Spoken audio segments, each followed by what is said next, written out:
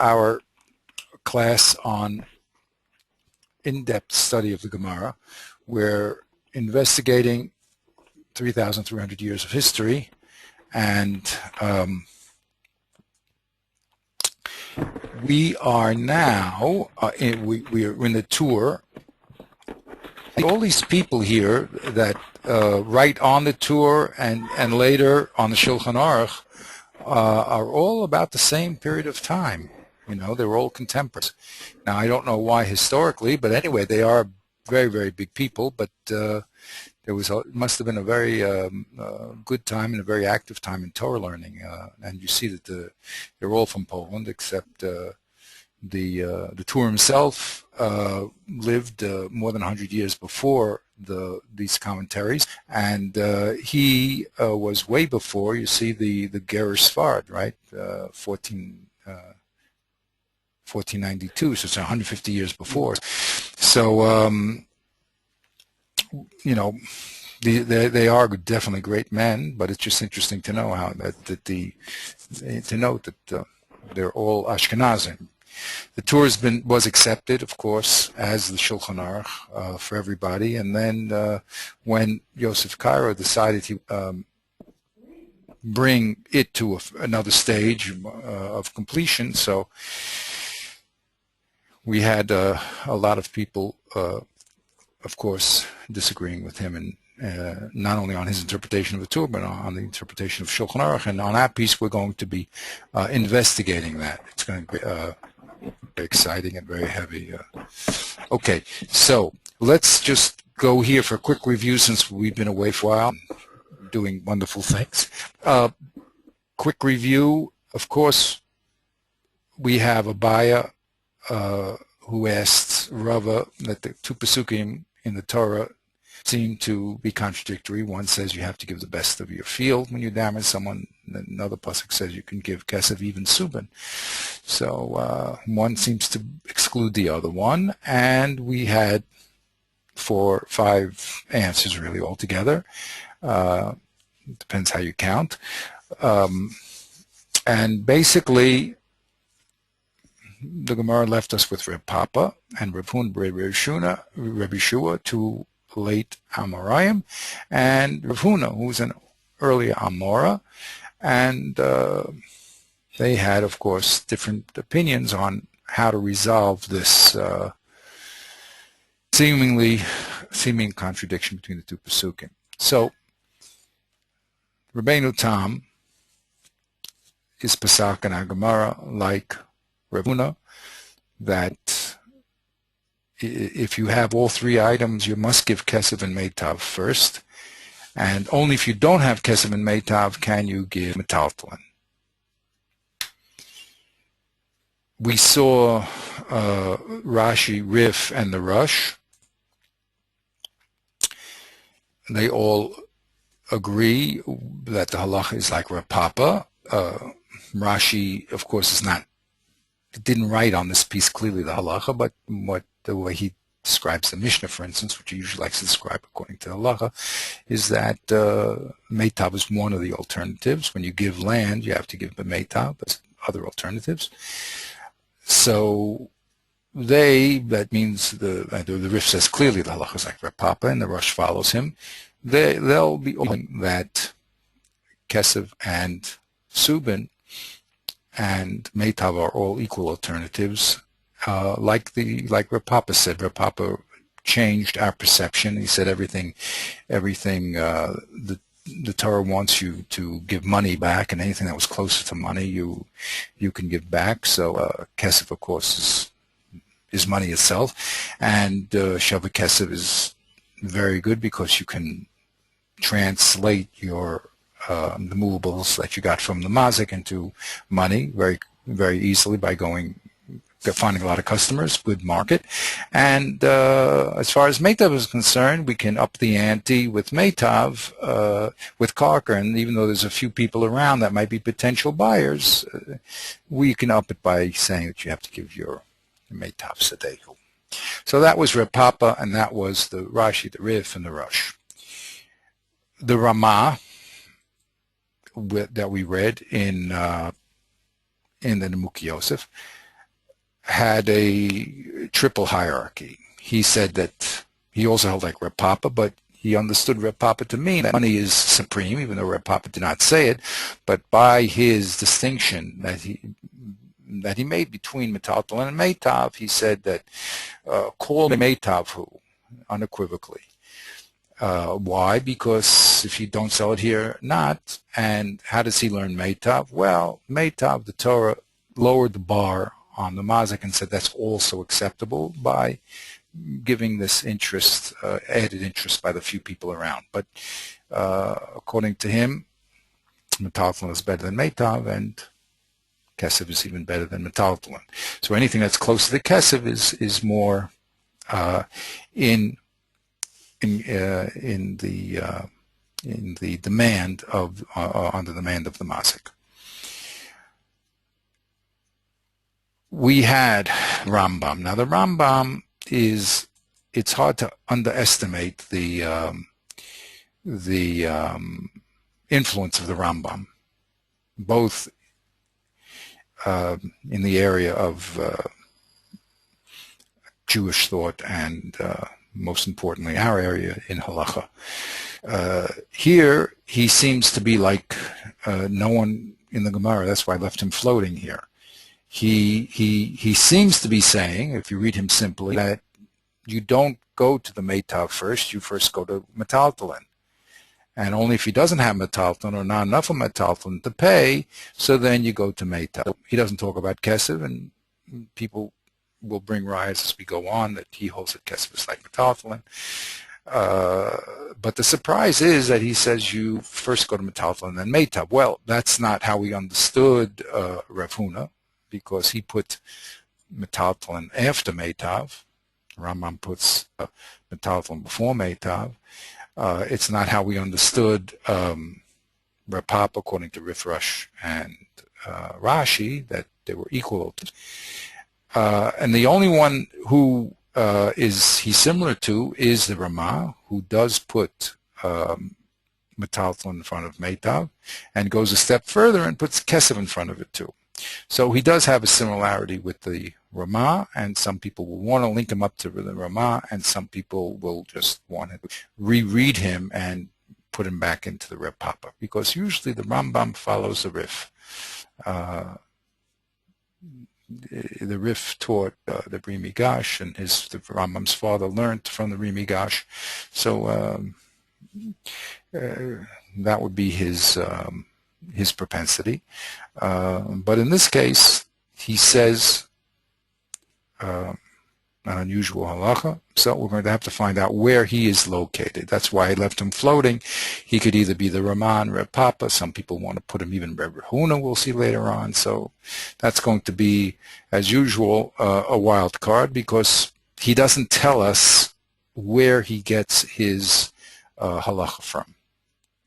He just summarizes all of the oral law and all of the Gaonic literature up to his period of time, and he summarizes it, and that's it. And it's the work of the later authorities to link him up with the Gemara, because he's not doing things on his own, but since he's learning the Gemara in a way which he didn't explain, we have to reconstruct that. Okay, now the last person we're going to discuss is the Tur. Now, the Tur, we said, is let's close these people up here just to make life a little simpler. Okay, let's see if we close these up just to make things a little simple. All right. Now, the Tur is very, very problematic. He seems to be quoting the Rambam. We'll go into his language. It seems to be a paraphrase of the language of the Rambam and an elaboration. But we have this machlokus between the Beis Yosef and Bach as to what he means. So the Bach wants to put him in the Tur with Rev Papa and explain the language that he's just, when he says you go to metaltalin first, it means you don't listen to the Nizak when he says he wants he wants meitav. simple, because the pasuk says Yashiv Afilu Subin. So you don't listen to the Nizak when he says, I want your Meitav.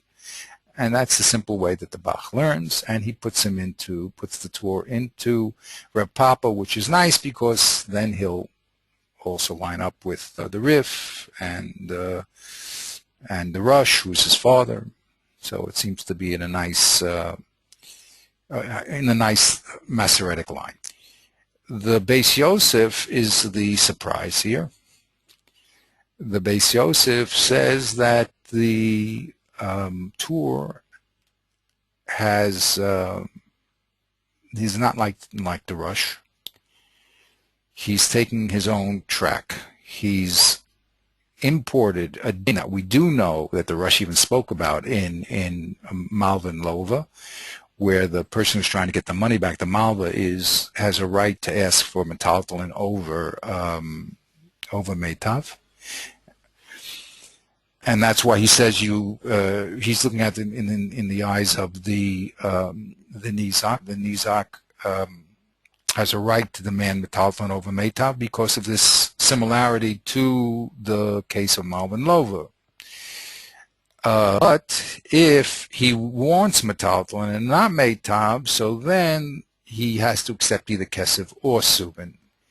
So this is a very interesting combination. It looks like it's, and he says, the Beis Yosef clearly, that this part is like Reb Papa. The fact that metaltalin is equal to Kesef is like Reb Papa. And he says that the Tur imported this preference for metaltalin over Meitav from the case of Balchov. That's what he says.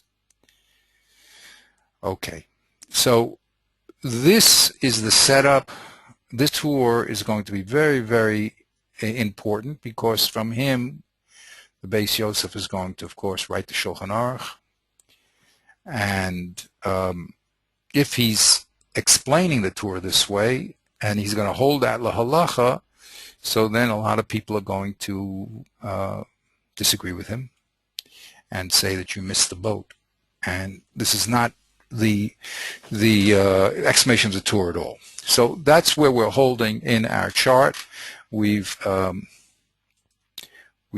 to what is that called, the 16th century, 1575, actually 1488. Okay, and now we're going to have to understand the Tur. And the Tur is going to be very, very essential, as I said, because the halacha, for 100 and some odd years, I'm sure people wrote, but the people are at least that they bring on the Tur are like 100 some odd years after him. The Tur is accepted as the Shulchan Aruch, and people understood him differently. So that's going to have, as we said, ramifications on how we continue the journey down to almost at present time. The last person we'll get to, I was just doing, is Rebbe Meltzer, who was in the last generation. He was Rosh Yeshiva Eitz Chaim in Yerushalayim. Okay, but that's where we're holding. Okay, so let's get a review of the text itself. Okay, go back to the Tur. Review. So basically, we understand that the Tur is either going to be a new explanation of the Pesach, or he's going to be just the simple, what we always thought of Reb Papa. But whatever he is, he's definitely going to be a controversial figure because of the people who explain him. So here it is. Here's some text just to get us, again, oriented. The Rambam says here, Keshebeistin niskaken ligvos haniz amazik goven min hamataltalin techila. Says it clearly that when the Beis is obliged to collect from the possessions of the mazik, it first collects from metaltalin.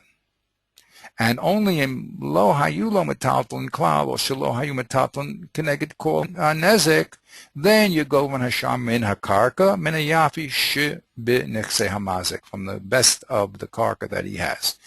Because man shemotzu metaltalin, all the time you find metaltalin, afilu subin, ein niskak in the karka. So if you read the Rambam very simply, he looks like the din is that the mazik has to give kesef and subin as a payment, and only if he doesn't have kesef and subin does he give meitav. So that's an independent shita. Okay. The only thing close to it is the Ramah. But the other people like the Rif and everyone else we saw held that it's not Reb Papa, of course, so everything is equal, and it's definitely not Rav Huna because Rav Huna puts Subin after Kesef and Meitav. So this is the excitement. Now we'll read the Torah. What does the Torah say? The Torah says, very similar language, Keshabayin lahagbot lenizak nesko. When we come, who we come, probably the Beis Din, to collect damages for the nizak. So then, Ronim yesh lamazik metaltalin. The first thing we do is we check out, does the mazik have metaltalin? So if he does, ein yordan lenechsei lemocher karkasav. We don't go down to his property to sell his karka. El ten metaltalin. What do? We give them metaltalin. So if he has karka and metaltalin, we give them metaltalin. Vafilu, he adds to the Rambam, who doesn't speak about kesef, and so he spells out vafilu sheyesh lo kesef, even if the mazik has kesef, yochel l'shalma b'subin. Even if the mazik has kesef, he can pay with subin. So the mazik, if he has kesef or subin, can pay, and there is no the Beis Din has no right to collect from his meitav karka. Why is kesef equal to subin? Because the kol milei de metaltalin meitavhu. He says kesef is equal to subin because all things are good. You see, well, I thought that karka was also good because of the people around will jump at the meitav.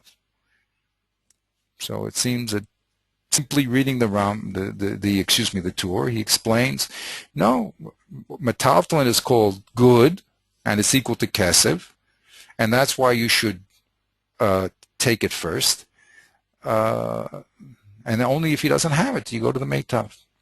And then he adds, "V'shaman so kafi mashi yochel amochlam yad mikoma," which is what the Rush said also. You do a shuma, that means you evaluate how much the stuff is worth, and you take its present value off what the mazik owns. That's it. You don't have to run around and sell it and find in all these strange places. Whatever you can get for right on the spot, that's what it's worth. So that's what the Torah says. And then he continues, if the mazik doesn't have metaltalin, then you go to the Ir Shushan, you go to his meitav, afilu, zibras, and he gives all sorts of different laws of zibras and as we learned from Machlokes Rabbi Akiva. Okay. All right. So that's a simple reading. It seems that would be the simple reading of the Rambam. It would be the simple reading of the Torah. For a reason we have to. The Beis Yosef does not learn the Torah this way. I have to explain why, but he doesn't say. What does he say, Beis Yosef? Chain kasav. This is the first din. I put race here. I'm not going to, because that's going to be his interpretation. Now we spoke about it last time. Keshabayim lahagvot nizak nisko roanim yesh lamazik metaltalin. That's what we Jordan. If he has metaltalin, the mazik ain't Jordan linechasav limko karkasav. We don't go into his property to sell it. Ela yiten metaltalin. No, he can give metaltalin. Okay, so the Beis Yosef says. Kain Kasuv Harash, prepare a kama the Baba Kama, the Inyan Prius Balchov. So he's the Rush, the Beis Yosef is presuming, I suppose, that the Tur is following in his footsteps of his father, and he says this din that there's a precedent of metaltalin over karka, the Tur wrote in reference to paying back a debt. In other words, the creditor is allowed to demand metaltalin over karka. That's what he said. And he even quotes him. L'inyan pri alchov near release, says the Rush. I isle lova metaltalin bekarka, the one who's paying back. He's, remember, like the mazik. Then kafinin le mesa metalin. We force him to give the metaltalin. Im chofetz behen malva yotem mikarka. If the malva wants, if the creditor wants the metaltalin more than the karka, then we force him. We say, yes, you have a right to demand that. And he says a svara, the Rush. Kevin de zuze yehib, since the malva gave money, so shakul kol midei demakriv lezuze tvei. So then the malva has a right to, I loaned you money, I didn't loan you metaltalin, so since I loaned you money, I have a right, well, I didn't loan you land either, but since I loaned you money, so then you can't get karka. Karka is not money. See, again, they're looking at karka as less than money. You see? Kevin de Zuzehi, but he says, why? He says, as far as. Now, why do I have that claim? Because I gave you money, I want money back. I'm not getting money back, I'm getting metaltalin. So look what he says. He says Zuze is metaltalin. He's making an equation. Very important things. And we would say there's a distinction between kesef and metaltalin. Says the Rush, no. Metaltalin and kesef are equal. Why?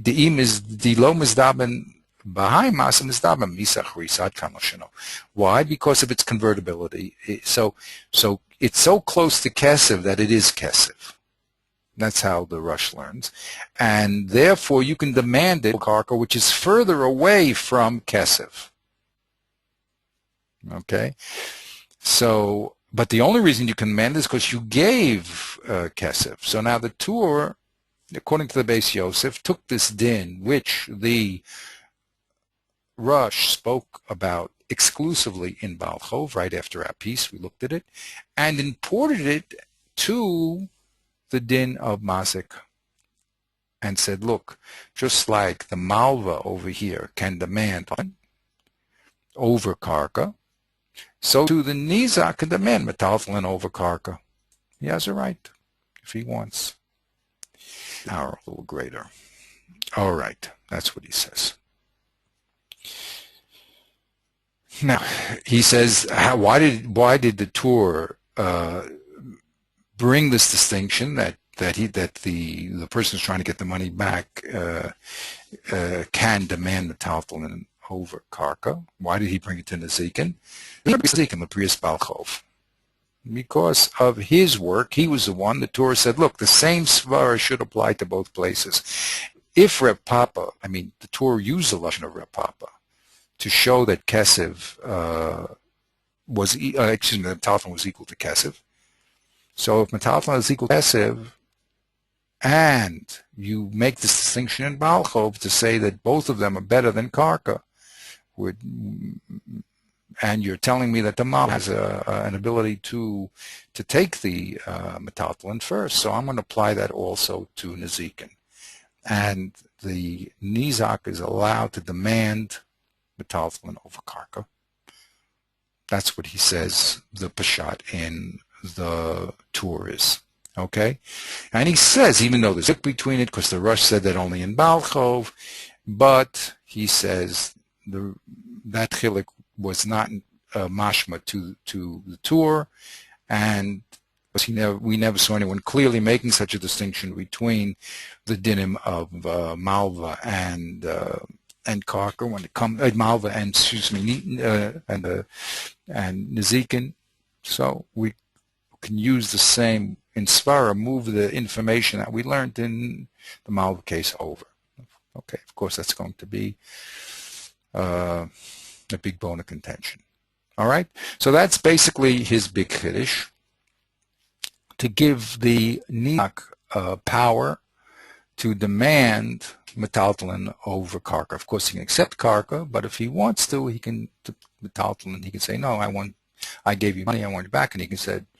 So we said a little svara, by the way, why there is a comparison, because we said there's two ways to learn. You can learn because you have a mafarish text, or you can learn because there is a logical connection between the two items, i.e. Nesikin and Malva. So we said a svara that in Nezikin, you're not replacing the item, you're just replacing money.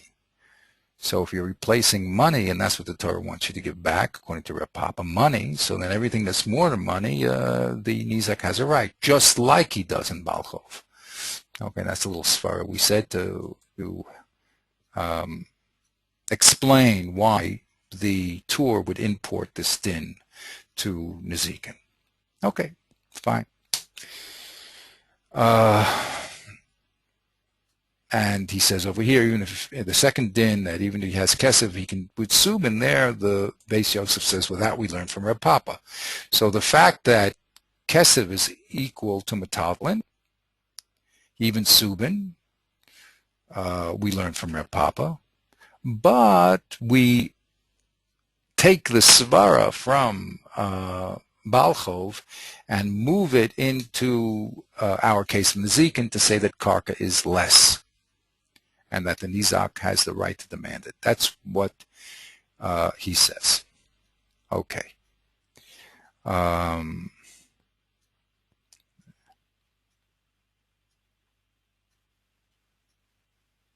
It's a big warm-up.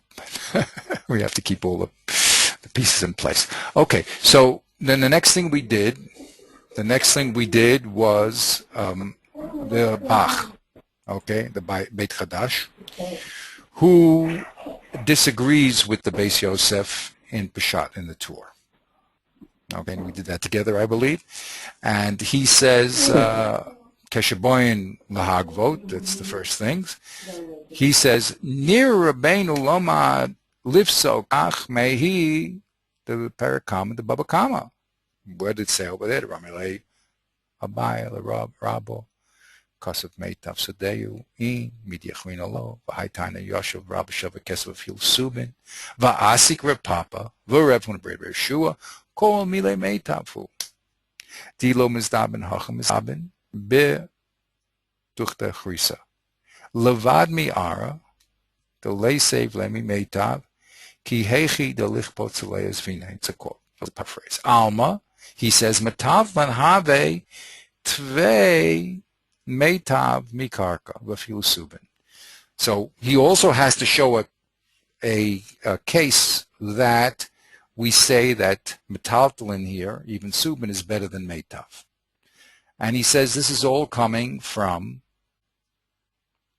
Agamar and Reb Papa, which is also a surprise because that's, I mean, we saw that the Ramah learns that way, so they're lining up with the Ramah, but that's what he's saying. He's saying when you learn Reb Papa, you're forced to the conclusion that Subin is greater than Meitav. Okay, metaltalin habi tvei mi karka afilu Subin.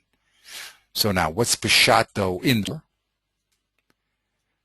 Says the Bach, Va'afal pisha nizak chofetz yoter b'karka, even though the nizak wants karka, matzi omele mazik, the mazik can say to him, Ana yehivna lecha kedincha mimeitav, dahainu metaltalin b'figul Subin.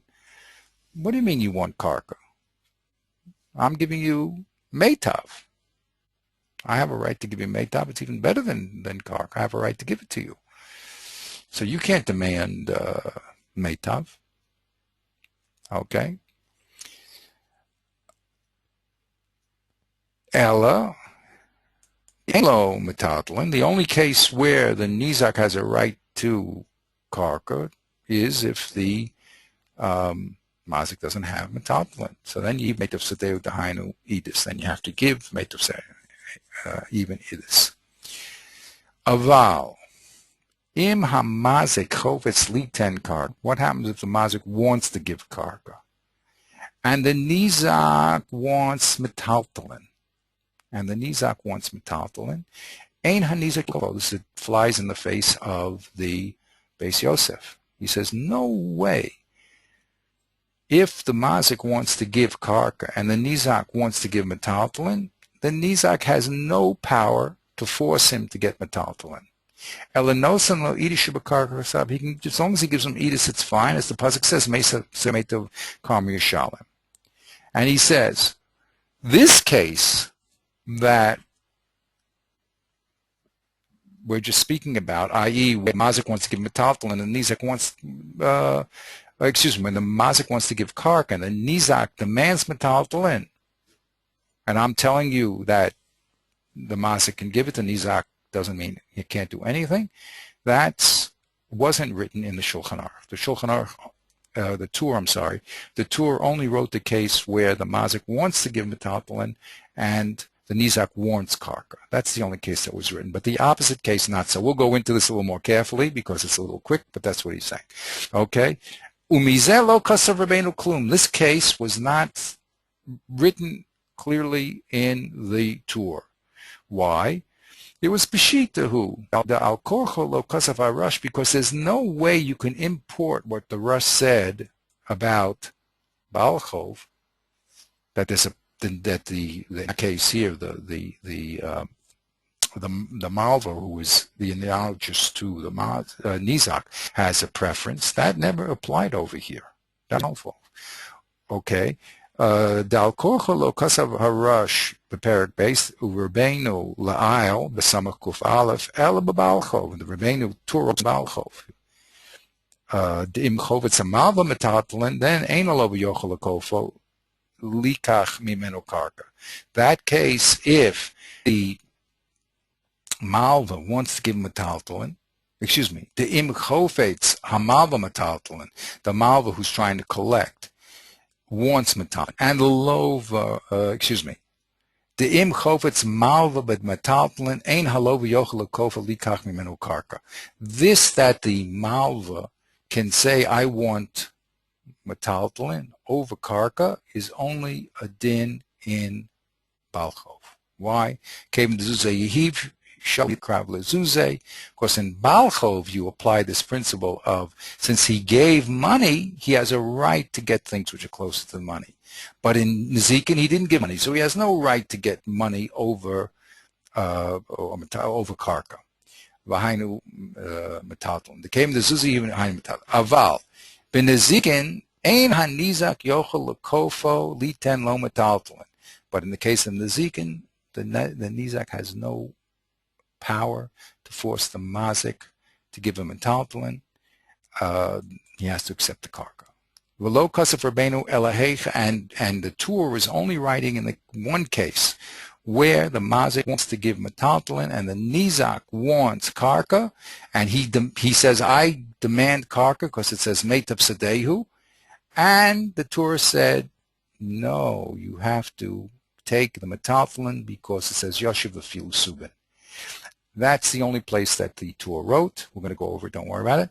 As of course is not, says the Bach, like what the Beis Yosef wrote, because he understood Divrei Rabbeinu, the Torah, that his kavanah was to say that no, we are kofin the mazik to give metaltalin,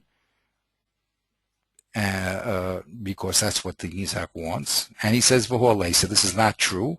Ella, like I explained, that really the mazik has yado al yona, and also if you want some authorities, there is a Maggid Mishnah who's a Rishon, who says that in the Rambam. So here's a link to the Rambam. We'll look at that. Let's do a summary, okay? Because there's a lot of facts going down here, right? Okay. Now, we have a case in the Torah that gives a preference of metaltalin over karka, correct? That's what the Torah says. That we have, right? Can I just ask? Yeah, go ahead, please. The whole difference between the Bach's approach and the Beis Yosef approach seems to be that the Bach underscores the pasuk itself. because we have the pasuk that says Meitav Haaretz, so then that's why the mazik can always say, I'm going to pay with Meitav. Even though the Nizak is asking for Metaltalin, he says that might, you might have had a case in Balchol, but because the pasuk itself says Meitav, so I'm going to pay with what the pasuk says. Is that what it's resting on?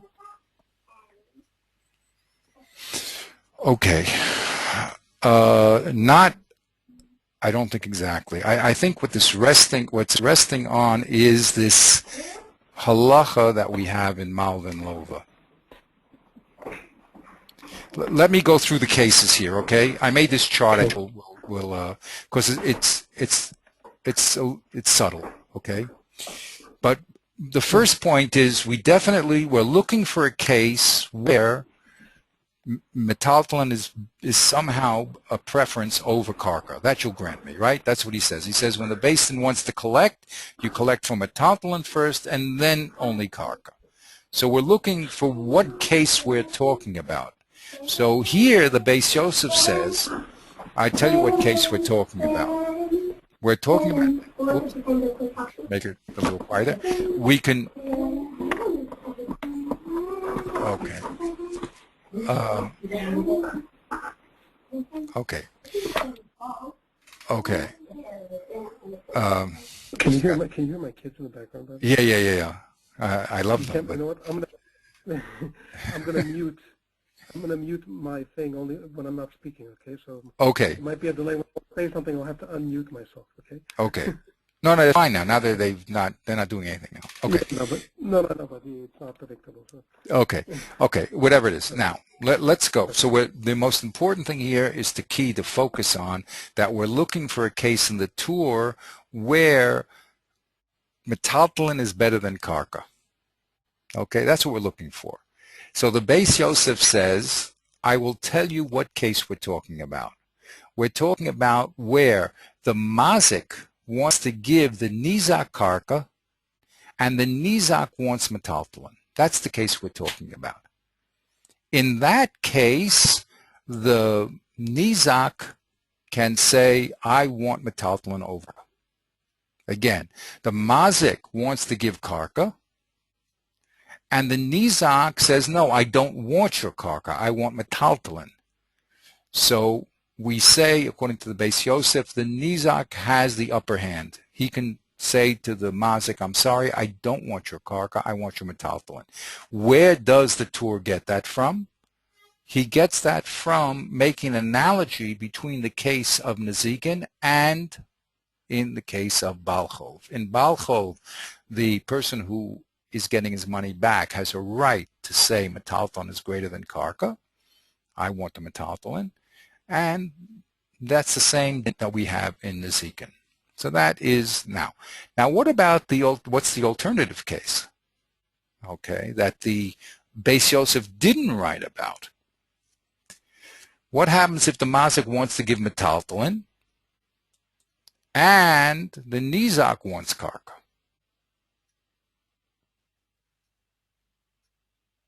So there, the Beis Yosef would say also, of course, he has to accept the metaltalin because the metaltalin is a better form of repayment than karka. You only have the right as a nizak to get a better form, but not a lesser form. Okay, so that's what the Beis Yosef would hold. Now the Bach, well, I put him here, but let's look at the Bach. The Bach says that the stated case in the Shulchan Aruch is what the Beis Yosef, that was the Beis Yosef's unstated case. That's why I said the Aleph and Bet are reversed here. The Bach said no. The Beis Yosef, in what case is the Tur, what case is the Tur say metaltalin is greater than karka? That's when the mazik wants to give metaltalin, and the nizak says, wait a minute, it says meitav sadeu, I demand karka. In that case, the Bach will say, that's what the Tur is talking about, you give metaltalin. So the Beis Din is going to his metaltalin because the nizak wants karka, and the din is with the mazik. Okay. Now, what would be the other case? So where the Mazik wants karka and the Nizak wants metaltalin, which was what the Beis Yosef held the Torah was talking about, and the Bach said he's not talking about that case at all, right? So there, the Bach would say, of course you have to accept karka. If the Mazik wants to give karka, he has a right to give karka, because karka and metaltalin are equal. So if we analyze this, we have to talk. You should unmute your thing.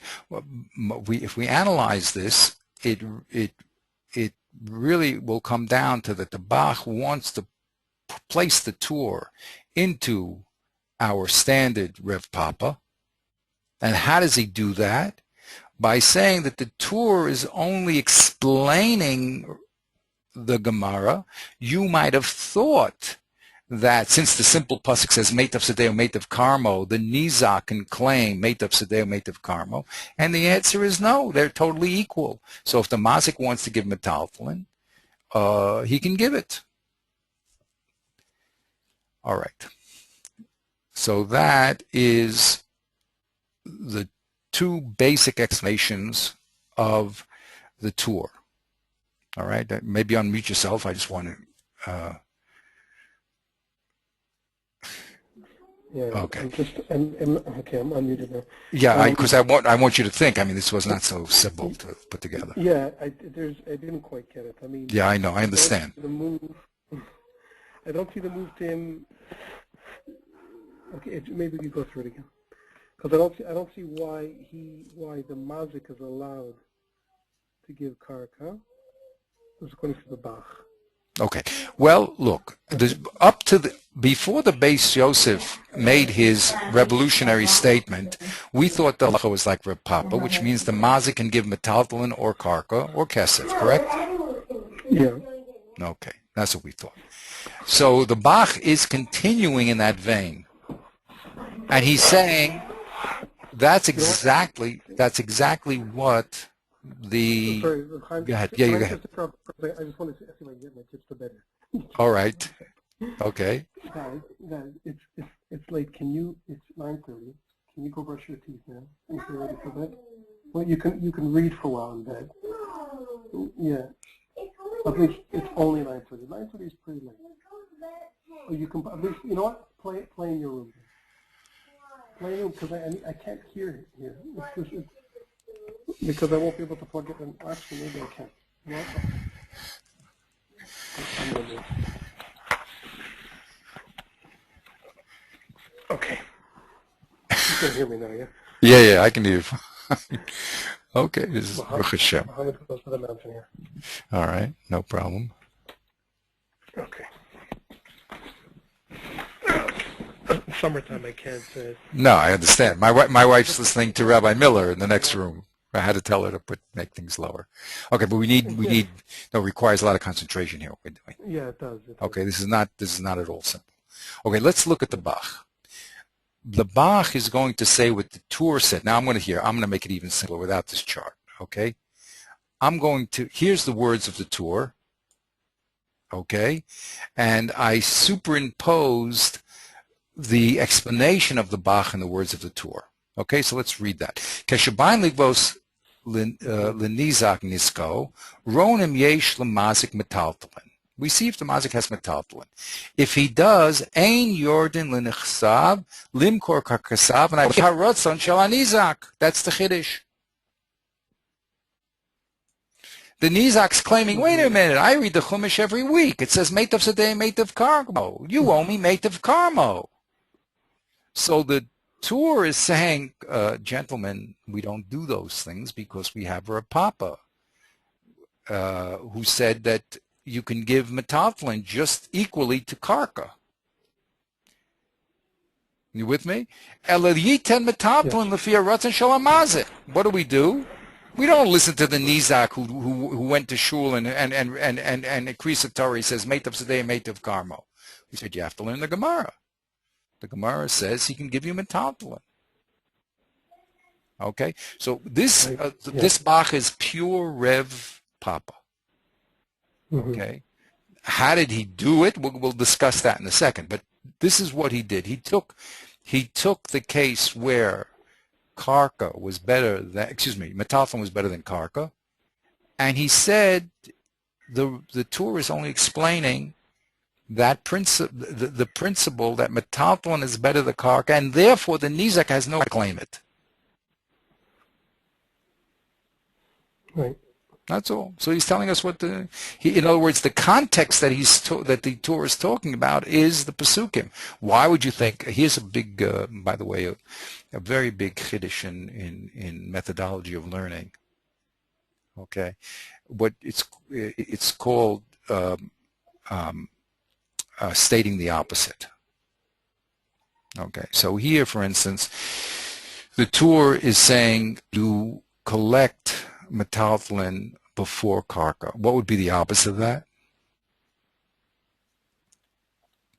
Collect karka before metalton. Correct. Now you say to yourself, and why would you think that you should collect karka before metalthlin? Because the pasuk says so. Exactly. Right. Now I'll also add, Reb Huna also says so, by the way. It wasn't only the pasuk. So if the person was a little bit, learned a little Gemara too, he says also Reb Huna says that Kesem and Karka is better than metaltlin. So, but we don't hold like Reb Huna, right? We hold like Reb Papa. And that's exactly, in other words, we just gave two reasons why you would have thought that Karka is better than metaltlin. First, it says in the pasuk. And second of all, Reb Huna also says Karka is better than metaltlin. So the Torah has to explain to us, says the Bach, that it's not better than metaltalin, because we hold Reb Papa, and Reb Papa holds they're totally equal. And that's how the Torah explained Peshat, that's how the Bach explained Peshat in the Torah. Yeah. Okay? Now, if we take the same words, and we look what the Beis Yosef did,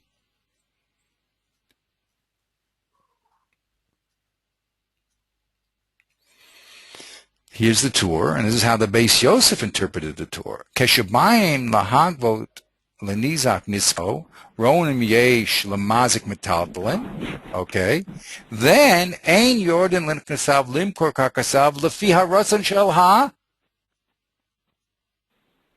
mazik. Mazik. Mm-hmm. Wait, is that right? Ein yordan linknasav limkor karkasav lefi haratzon shel mazik ella kafinin hamazik yiten metaltlin kafi haratzon shel hanizak. So he's learning this Ein Yordan Limkor Karkasav is what the mazik wants to do. The mazik, he wants to say, hey, I want to give you my karka, right? And the Nizak says, no, I want my metaltlin. He says, the Beis Yosef, that's what he means, that the Nizak wins. It's not very clear in the Torah, by the way. I think that the book is a clearer reading of the Torah in a certain way. The Bach is. Yeah. Well, it doesn't. Even with the insertions here, it doesn't quite. The rhetoric of it. I don't mean rhetoric in a bad sense. I mean, yeah. If you say Ein Yordan Onechsav, as if there's some type of stressful, we don't want to stress this guy out by going into his property. So yeah. Why would it be Lefi Ratzon Shel Mazik? See what I'm saying? Like it's Yordan L'Nechsas. Just give me 1 second. I just want to put those two texts together, and then I oops. Yeah. Ugh, too much.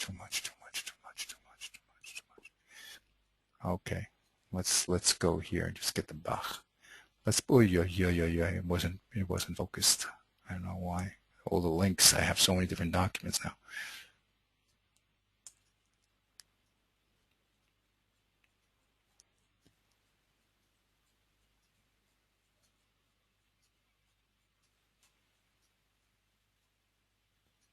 What do I do here? Oh, here's the Beis Yosef, and let me get the Bach.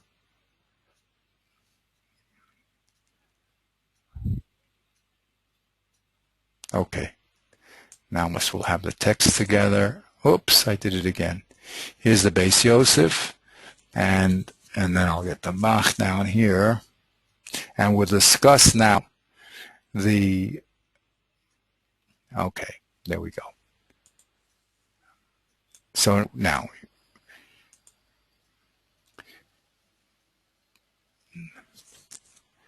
both of them is not what we thought when we first glanced at the tour, what the literal meaning was. I mean, what we thought the literal meaning was that the mazik cannot pay with karka.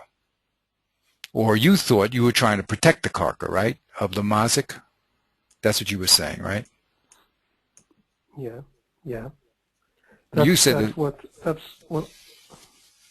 that's what I get out of language of ein or in. Right. You say ein yordan limsalim kor karkasav eli yiten metalton. Right. In other words,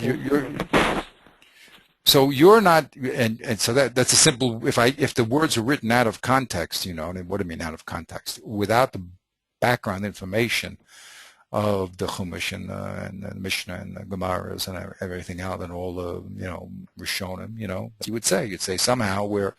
And by the way, people later on may try to explain the tour like that. But it's interesting that neither the Beis Yosef or the Bach want to explain the Gemara in that sense. Why? Because they're trying to link the tour with the Gemara. And we don't see any Gemara that says that we have to protect the mazik's property. The only Gemaras we have talk about Rav Huna puts karka first, right? He's not protecting the mazik's property. He says that's equal to kesef, and Suman's second. And Rav Papa is talking about what's closer to kesef. He's not really concerned about what the mazik the mazik wants to hold on to his property like, right? So a very important lesson here is to understand that these people, the Beis Yosef and the Tur, are saying that Beis Yosef and the Bach are saying that the Tur is following the Masara. He's just giving over what the conclusions are. But he's not coming up with a new idea. It has to be founded on the Gemara. Where it is and who it is, okay, but it has to be founded on the Gemara. And we don't see the Gemara concerned with protecting the mazik's property. I mean, his physical property is, right? So that's why I think they reject the simple meaning of the words, because if you take the words out of context, then you remember, all these people, I believe, they say, I read, they said to the Rambam, they want to quote the Rambam saying this, what happens is like this, obviously the Talmud is an ocean. It really is an ocean. There's so many halachas, 613 mitzvahs with all the details. So there's a need to categorize the information, to hold on to it, right? Because you just don't want to memorize the whole Gemara. I mean, I'm sure that there were people that definitely did do that. And there are people today that have done that. But even if you memorize everything, we see that the Gemara is interacting. Different pages of Gemara, different cases are interacting with each other, like we see that the Beis Yosef wants to say with the Balchov and the Nizak. So what you want to do is to summarize the halacha. Okay, you want to sort of strip away the debate and say, okay, now we have to write a book of conclusions. That's what the Rif started doing. I mean, that's what he did do, right? And then after him, the Rambam went whole hog, and now the Torah is just limiting his summarizations. But they all really want to, not leave, well, he says this and he says this and he says this. They want to bring it to a conclusion. Okay, and of course following the rules of how you come to conclusions, i.e. if the Gemara rejects opinions, you're not going to say that that's the conclusion, okay? Or if we have these rules of Basroi, we're going to say, well, that can't be the conclusion, okay? So what they're all trying to do is summarize lahalacha, their learning. Now, when you do that, you're doing that within the context of the Gemara. You're not just writing a new book. Is that when I'm going to start a new book now? Just listen to me. You're doing that because you've read what the Gemara said, and now you're summarizing it and categorizing it. Okay, that's fine. So I think that's why this is the important lesson that we're learning here now. The tour has to be based in the Gemara, and therefore we can't create a law like you wanted to say simply we're look, it looks like we're trying to protect the property of the bocher here. Well, that would be very nice, but that has no source in the Gemara. Okay, so I think that's go ahead. Isn't it what I don't know. I don't want to take this protection idea too far, but isn't that what in the lower portion here what the Bach's reading is of the tour? No, the Bach. Yeah, but why? Why don't you go to his neches? Why? The mazik wants to give metaltalin, and we don't take away his land according to what the Nizak wants. Why? Because Reb Papa said that metaltalin is better than land. You have no right to land. Okay. It's Reb Papa. So you're what does that mean? You have no right. Excuse me? I mean, what if if the Nizak says, I want land, even though I know it's worse than metaltalin, so why can't we just give him land? I mean, why is that excluded? Well, where do you see? Yeah, where do you see that the Nizak has any say in this matter? The Torah tells, why should he be able to get? Why should he be able to get something worse than what he's getting? In other words, if the mazik wants to give him a talta, says, no, I want your karka. Is that the case you're talking about? Again, let's get the case right. Yeah. The mazik says, I want to give you a talta. He said, I want karka. So I say, look, what right do you have as a nizak to demand karka? You have no right. As long as the Torah tells me what is considered acceptable, and since metaltalin is acceptable, I can give it to you. You're a simple person. You read Chumash or you read even Rav Huna, so you want to say that karka is better? No, not at all. We hold like Rav Papa, and Rav Papa said that metaltalin is better. So you can't. If I want to give you metaltalin, you have no right to say I want karka. Well, who are you to say that? Where are you getting that power to say that?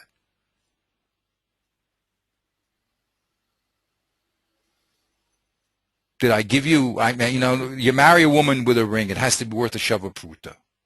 If it's not, it says you can marry a woman with kesef or shava kesef.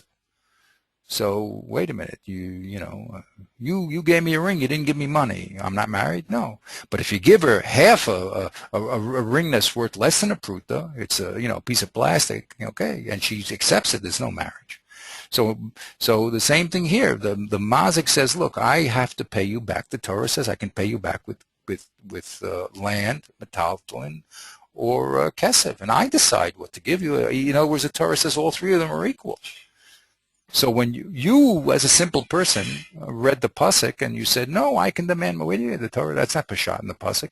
Reb Papa switched the tables to say that land is even less desirable than metaltalin, and it was a chiddush to say that it could even be used. But to give you metaltalin, no problem. You can't demand anything else. I'm putting my fill in. I'm giving the woman her money. I'm giving you I'm fulfilling my obligation. You have no right. You have no right to ask for less, you mean? Or Yes, for less. Where do you get a right to ask for less? I decide what. It's long. The Torah. Where do you have the right to give less? Where's your demand to give less? Just simple logic in that. What does that mean? Like, I hear what you're saying, but I don't get to the common sense of that. Somebody says I want less, and you say, look, I don't have to. Like, it doesn't make sense. I don't have to give you less. You see what I'm saying? Like, that's what I mean by the rhetoric of the language. Even when it follows through, "V'afilu sheyesh lo kesef yachal l'shalmo b'suvin," it implies that it's all about a certain. I don't know how to put it here. Like, there's an interest here, right? Somebody's interest is being looked after. He says, "Afilu yesh lo kesef," even though he has money. Yachal l'shalom b'suvin, so The nevertheless he mazik. can. The mazik. Yeah, The mazik. mazik. Yeah. The mazik. Even if he has kesef, yeah, go ahead. He can even pay Right, with subin. Right. So the mazik's interests are at stake here, right? And that's why the previous sections. I mean, line ein yordan l'nechel mechol kakal sav. So still, you would think that the mazik interests are also at stake here. I think you're agreeing with that part. The one part I'm not getting the way you're saying that, see, like even following the grade which you've inserted, which you're saying is the Bach's reading here, right? From the the fi haratzon shel nizak. We're not going to go according to the ratzon of the nizak. We're looking up to the interests of the mazik in this case.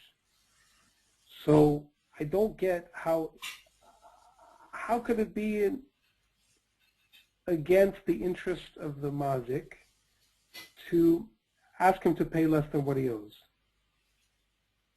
Like, isn't that just a contradiction? A simple contradiction? You say, I'm only, it's like a comedy routine. Well, because isn't less relative less? Sometimes the mazik may want to give karka, and he can if he wants to. But he can't be forced to. He can't be forced. Maybe he wants to hold on to this metaltalin or his cash. He just has to get rid of his land. Here,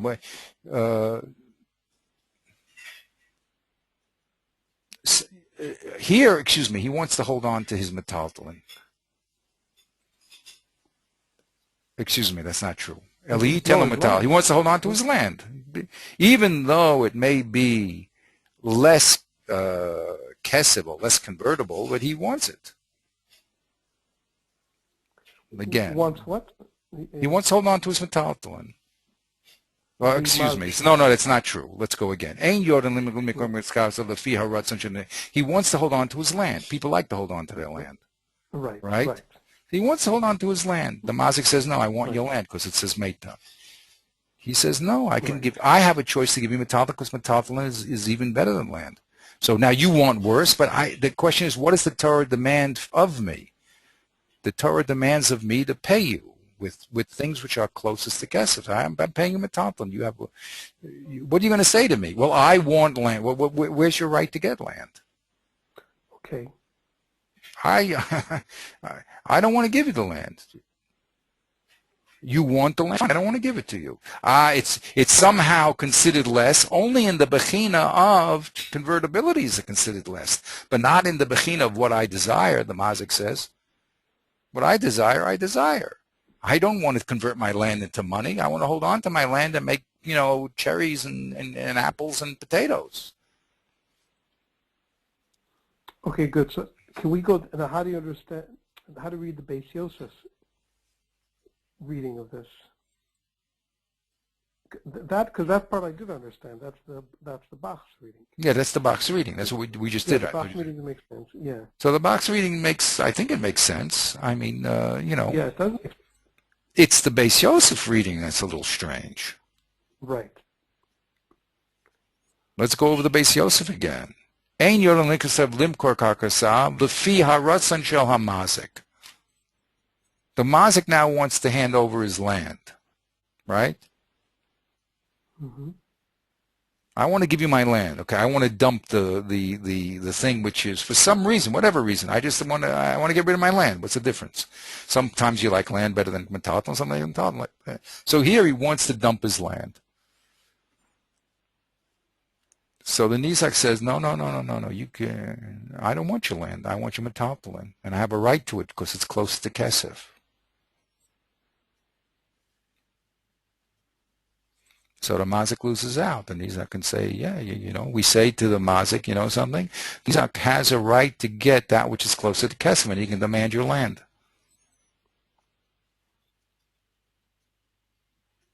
You can demand your metalton.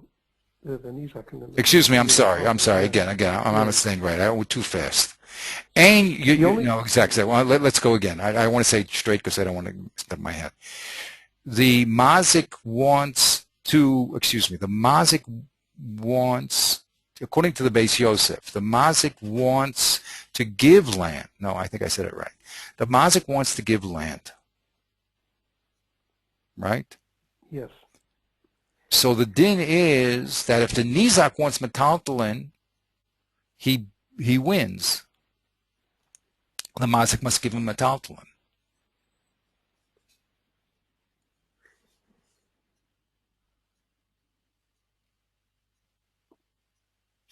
I just it's a push on the terms ein Yordan, right? I mean, it's logical, but it doesn't really make sense with ein Yordan. I mean, because that really is a limitation on what can be done.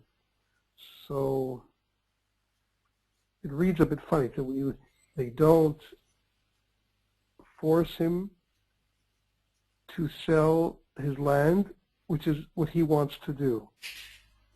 You're right. It's very, very funny. They don't force him to do what he wants to do, but rather yeah,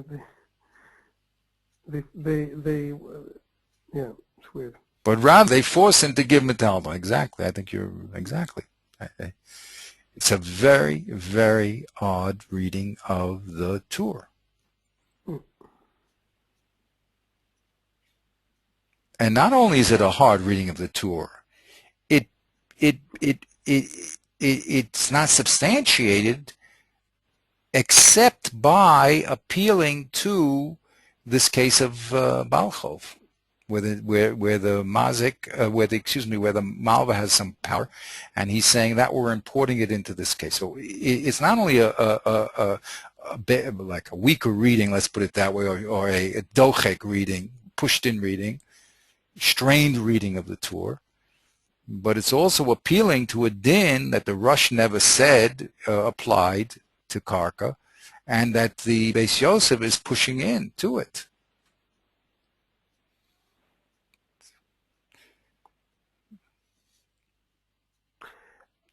Okay. Right? I mean, it's that's why the Bach is up in arms.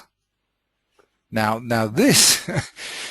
Now this is going to be the as I said, the stage is set now for fights that are continuing down the generations here.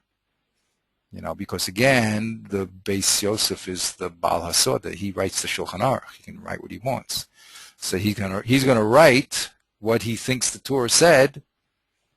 And then all the Chevra are going to jump on him and say, "Come on, what are you doing?" I mean, you're just. The question is, why did he do it? Why did he do it? Why did he pick this interpretation? Why did he do it? When it has so many problems, even problems that he's very upfront, it does have problems, Now, I think, again, people are going to discuss this, so we're going to get, very heavily involved in it. But I think the Rambam is hanging around in the background somehow, and he understands. Maybe that's why he's pushing this in. But I really don't know. I mean, we're going to have to see. This is what's going to develop. There's gonna people who are the defenders of the Beis Yosef, and the people are going to attack him. It's just going to get, it's just going to get more and more detailed. But this is the stage for the next few hundred years. What do you have left? Another 600 years, something like that. This is basically the stage that's set here. Okay. Very, very interesting. Also, what's interesting is that we left this the Rabbeinu Tam and the whole Ashkenazic side of things. Okay, whether the tour, the tour is holding like if we hold like the Bach, then the tour is holding like like his father, the Rush, and the Rush is holding like the Rif, and we're on the Sephardic side of the Halacha, and it's never going to be seen again, Rabbeinu Tam. Usually the Ramah, for instance, the Reb Moshe Isserles will come in and say, well, we don't hold such a thing because we side with Tosfos. So here he doesn't say that. Here he lets the din go, because we're going to see that there's also problems with Tosfos held, and two different Tosfos also thing. But it gets very exciting. So the people who are very serious about this are taking this setup of the Beis Yosef either to defend him and not. That's what's going to be going on, and it's just going to keep, battling back and forth with all sorts of proofs and interesting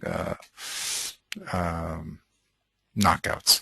But as far as the language is concerned, I think we can agree with the Bach. Now, both of them did not take the simple meaning that we explained, like you want to say protect the mazik, and both of them didn't take the simple meaning that the Ramah took, which is that the mazik we always collect from the mazik with metathlon before karka. That was how the Ramah said it. So these people here on the page are not considering the Ramah. Now later on we're going to have the Nachas David who will bring the Ramah into the picture, but right here we have rather remarked distinction here. Okay, so let's go a little further and see some other people. Now they're going to line up either for him or against them. You know what I mean? So let's see what they say a little. Okay, but you see, this gets. I'm taking you into the depths of the stuff. You know what I mean? And that's the whole idea of this demonstration. I believe that a person should have at least one place where he goes from beginning to the end, so to speak, and then everything else, I mean, is just they're doing the same thing. I mean, just of course with different cases and different arguments, but basically, this is what the Masara is. The Masara is for instance, neither the Beis Yosef or the Bach want to say something against the Torah. The Torah is accepted as the halacha. You're always, by the way, in learning, you're always free to say what you want to say, but when it comes down to the practicality, so the halacha is what we follow. So no one's going to disagree with the Torah. The question is, what does he mean? Okay, so now I'm going to put you on the floor again. We're going to learn the Drisha. Okay, these are all people pretty much contemporaries we saw. Okay, let's see what he says. Oh, I even wrote here. He's going to say that the Yad Mazik is Al Yona. I put in gray, meaning that he's going to line up with the Bach. Let's see how it says it. Okay. So, if Tafitet, Shabbat Gavos Lanizak Nizkoi Churon. No, where's he quotes them? Yeah, wait, that's Baba Kama. Right. Right. The Zain. Ramulei Abba, so this is the Rumia, right? Right. So Piresh Rashi. Now, by the way, he says Ayin Bach Sheheviu. Okay. The Drisha says, look at the Bach. So now he's going to add something to the Bach. He's going to line up with the Bach against the Beis Yosef, but he's going to be a little more elaborate. Let's see what he does. So first he brings Rashi.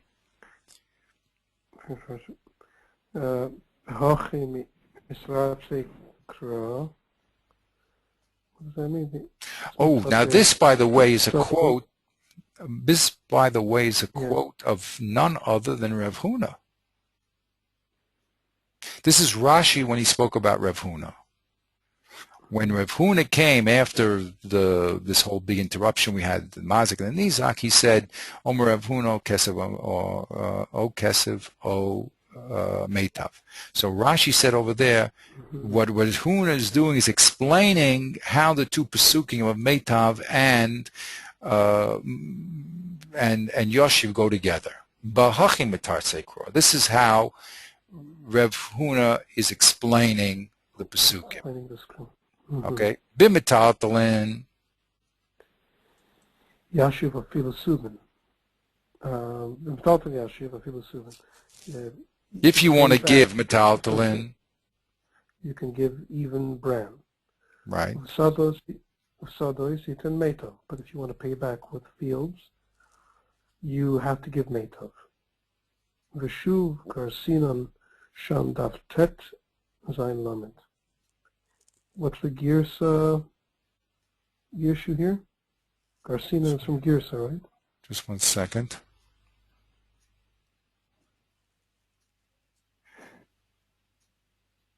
Oh boy, see that? Let's go back to Rashi. I think I made a mistake. I think that was the first part was Reb Papa. Let's go back. Baruch Hashem. Okay, just have a little piece here that's always in the way here. Let's go. Let's show Rashi. Here's Rashi. Here we go. Here's Rashi. No, I just want to look for those. I made a mistake. No, I think I made a mistake.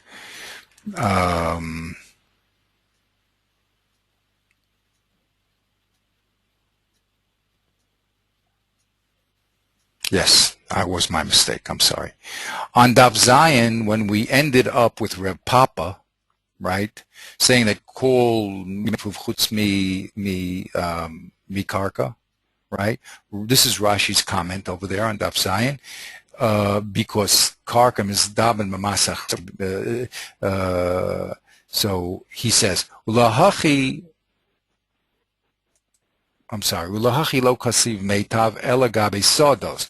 V'hachi mitartzei kro. Besodos yiten meitav u'b'metalton fil subin. You see, it was so important that we went back to Rashi. Let's go back again. Do you understand where we are geographically? This is the Rashi on Reb Papa. When Reb Papa made the distinction between metalton and karka. And Rashi said, I'll read it from the beginning. Kole, that's what Reb Papa said. What does that mean? Kol mile de metalton all types of metaltal and movable items that you can take from one place to another, that's called meitav. Why? The lo mizdaben hachi, he says, look, kule hai. You see, if you can't get all your money here, it's an interesting Rashi, then you can at least get all your money somewhere else. So you'll always get all your money back. Okay? But mistaben, if you can't sell it here, kule hai, then you can do it in another place. And he says, ulahachi lo kasav meitav ela sodos. And that's why it only said meitav gabi sodos. Why? Because metaltalin is kulo meitav, because you'll always get your money back, your complete money back. Okay, you'll always transfer it. And then Rashi continues, and this, v'hachi mitartzei kro. And this is how we understand the Pesukim now. Bisodos, when it comes to a sodo, there you give metaltalin. But when you're giving metaltalin, then a filu subin is okay. Because in other words, Reb Papa is telling us all metaltalin, the filu subin is okay, because you'll always get your money back. And when it comes to sodos, you give meitav in order to inspire to make sure you get your money back by inspiring the local guys around. That's what Rashi says. Okay. Now over on Tess. So that's what I'm sorry. That was a very important correction. So the Drisha first brings Rashi, and he says Rashi there on Zion. I should have put it there. He says Bahachi mitatze kro and Yashiva filu subin, and with sodas you give meitav, right? And then he says, quote number 2. Veshuv Garcinan, there's on Tet, right? Again, he explains, Garcina, I think he just means he writes. I don't know why he says Garcina, but that what? Rav Huna Omer, O Kesev O Meitav. V'ileisle Yoshiv Afilu Subin. In Rav Huna said you must give Keser Karka, and if you don't have, then you give the Yoshiv Afilu Subin.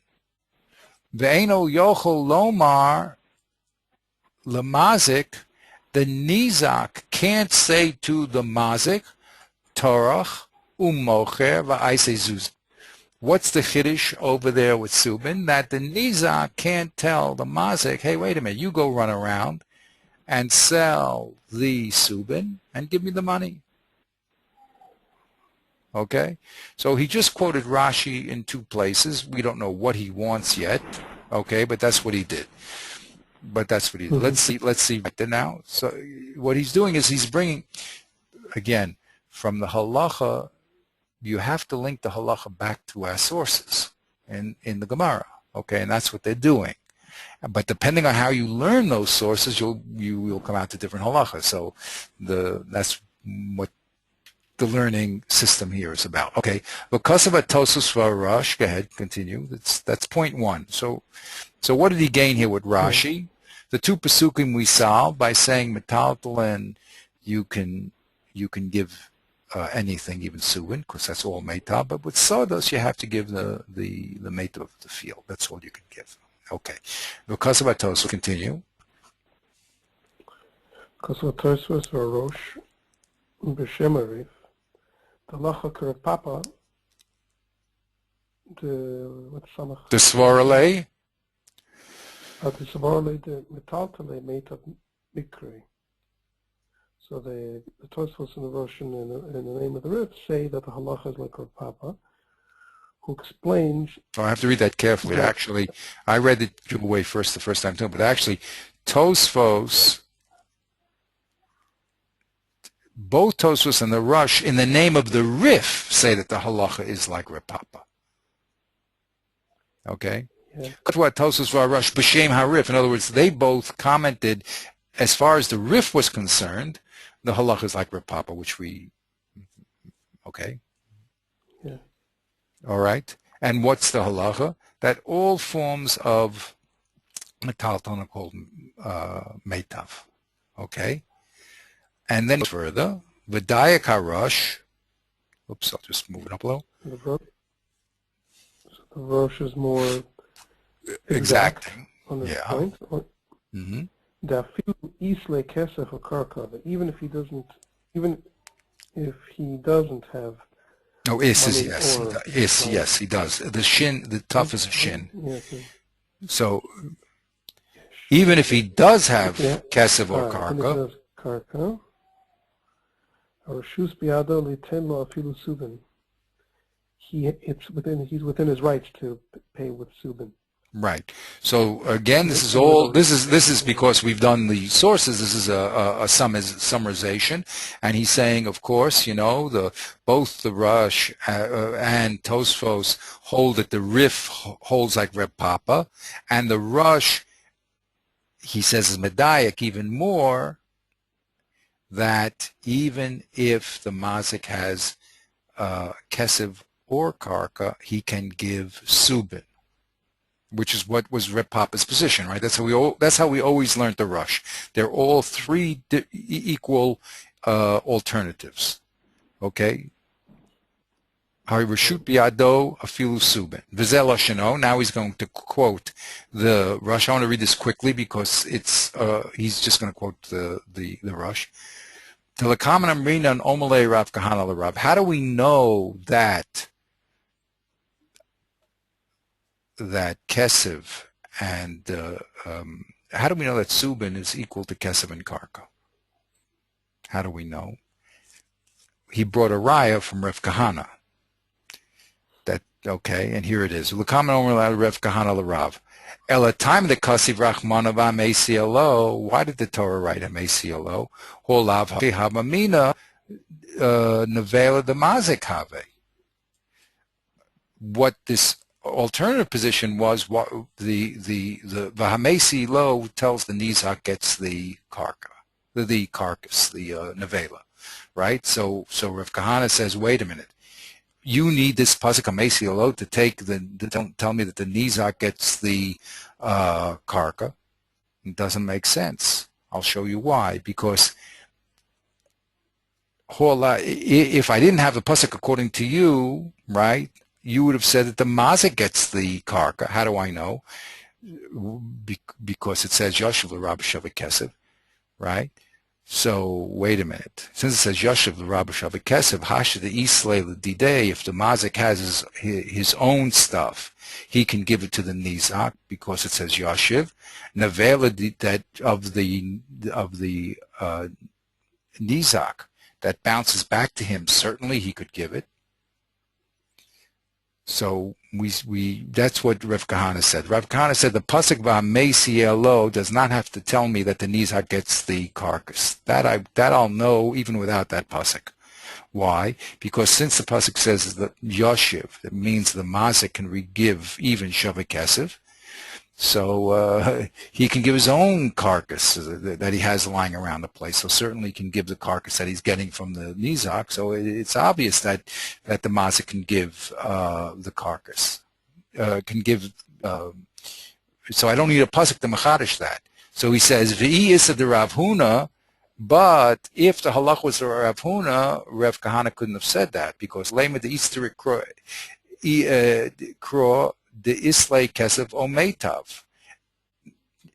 But if this was the Russia's knockout of Rabbeinu Tam, if it's true that the halacha was like Reb Huna, that you can give kesef and metav, and you must give kesef and metav before metaltalin, if that was true, then I would need the kesef that says v'hamesi elo to tell me that it goes to the nizak, because if he has kesef and metav, then if he gets the carcass from the nizak, he can't bounce it back to the nizak, right? Because he has to give kesef or metav. So I need the chiddush of the pasuk to tell me that no, even if he has kesef or metav, he can. The nizak gets the nevela. Okay.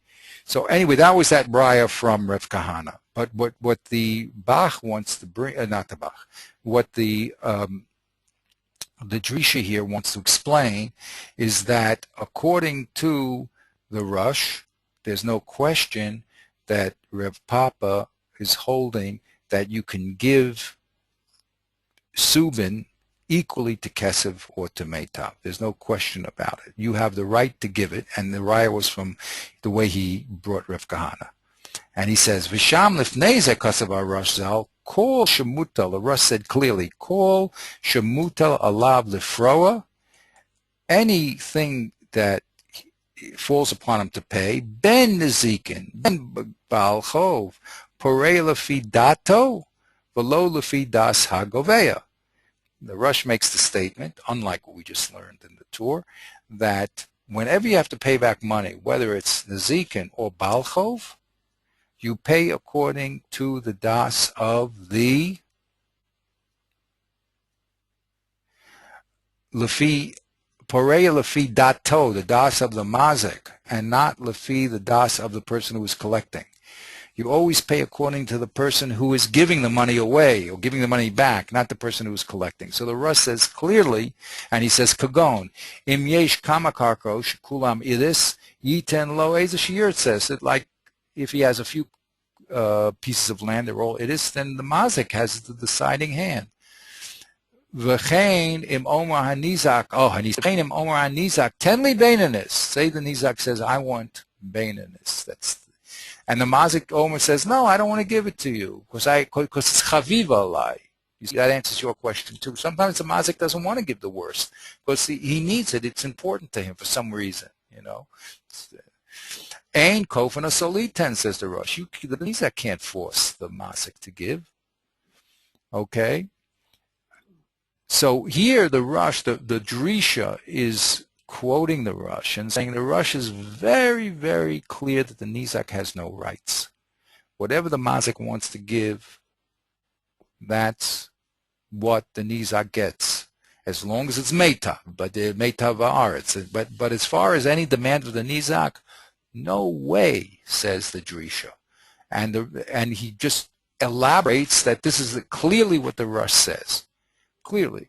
And no one's arguing that. The Torah says, the Beis Yosef says the Torah went away from his father, and he added this new chap, that this new combination. But the Rush himself, it's clear that when Nezikin, the Nizak has no power. Okay?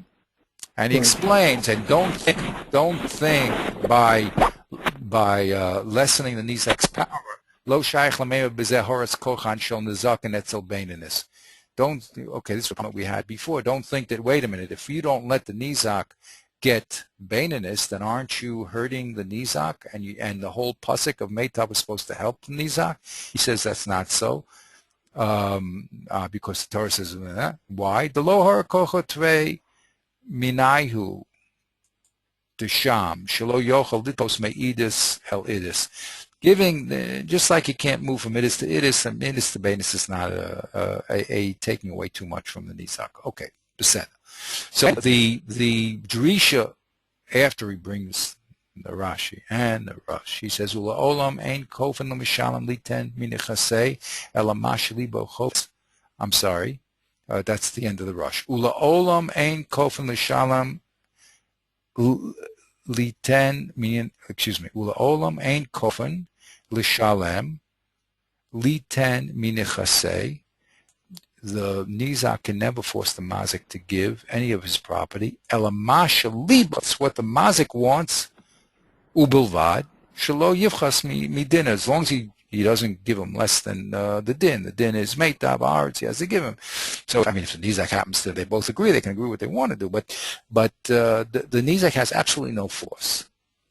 Ella, and he concludes, Ella she'im yirtze liten yukrid l'kamei tzarich liten kedahashra. Okay, he adds that din that also the din is with the Nizak as far as the present price and not the future price.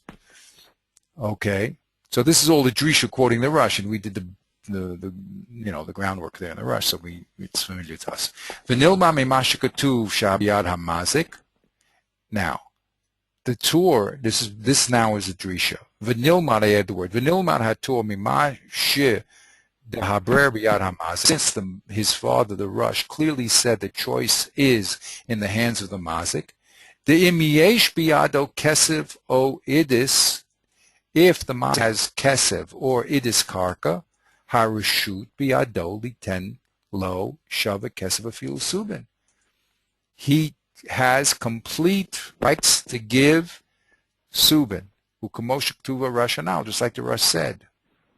Okay, so he's saying that there's no way the Torah would be disagreeing with the Rush, and the Rush said this clearly. And why should he disagree with his father? So you Beis Yosef are just inventing a peshat here, which has nothing to do with the Torah, because the Torah is just doing what his father's saying. He's just writing it, Umishum degamhu nikra meitav shus biado liten me'eza meitav shiirtze, says the Drisha.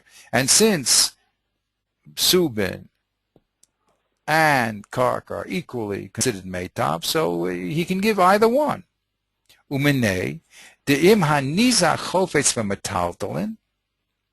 If the nizak, let's go slowly here, wants metaltalin, v'hamazik eino rotze litnam, and the mazik doesn't want to give him the metaltalin, lo. Im idish b'karkasav.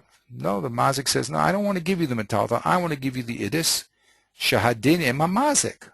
Lefi dato mishalam. The mazik wins, no matter what case it is, whether the mazik wants to give metaltalin and the nizak wants kark, or the mazik wants to give kark and the nizak wants metaltalin.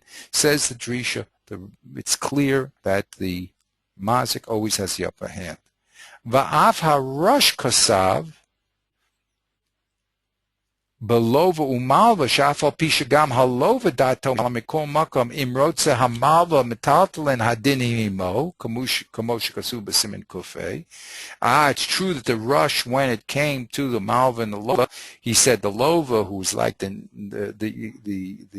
malva, who's like the lova in our case, excuse me, the malva who's like the nizak in our case, so the malva has a right to demand metaltalin over karka. He did say that. But shani malva velova, but the case of malva and lova is totally different than nezikin. It's shani malva velova lo kesef. Shumhacha dino lichatchila. Excuse me, Deshane Shamalva Halova Lo Kesev.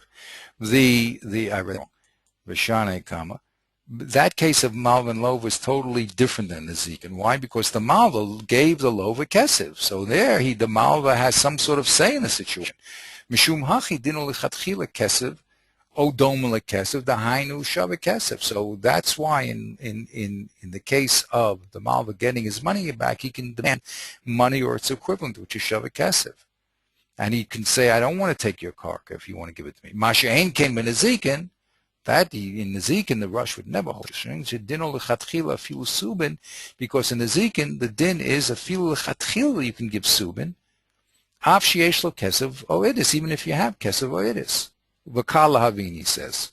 And he says, V'harachti b'zeh k'dei la'afuki mamash k'tuva beis Yosef. The reason why I spelt all this out is because I want to tell you this is the opposite of what the Beis Yosef said here. Al divrei Rebbe on the tour. Ayin Sham. V'ani omer, and look at what the Beis Yosef said. V'ani omer me olam lo alasa al das Rebbe, who's the tour. Lahavatan bezel. I don't know what lahavatan means. I should look it up. Elamire or Elamire kashamazik rotza liten lo metaltalin v'anizek chofetz idis ukamashktu beferish ayin sham. Okay, Viduk says look into it. So again, the Drisha here is now adding. What did he add here? He says. He added all the places where the Rush clearly said the halacha is not only like Reb Papa, but Subin is equal to Meitav and Karka. There's no distinction to be made. Okay, and all the cards are in the hand of Mazik paying back, right? And this that the So you, Beis Yosef, they're cutting the legs out of the Beis Yosef here. So you have no leg to stand on. So that's the second, it's the second one. Now, the Lavush, Lavush is short, okay? But the Lavush now, excuse me, this is called Lavush Ir Shushan. Now he wrote all his books had a name associated with Purim. Okay. So this is called the Ir Shushan. Okay. Now, why Lavush Mordechai? Because his name is Mordechai. His name is Mordechai, so he wrote Ir Shushan. He wrote all sorts of, because of Mordechai, all these names. Okay. So here he writes on a halacha, and here he is going to stand up and defend the Beis Yosef. Okay, so that's what I said. The stage now is set for this drag-out battle, which is going to go on for a few centuries here. This is not, you're going to be friends or foe here. You got to make up your mind here, because the halacha is going to be totally different. I mean, and okay, let's see what he has to say. In Baba Kama, it says the following, Perak Aleph. Ketzad Nefroyin. Oh, this is, by the way,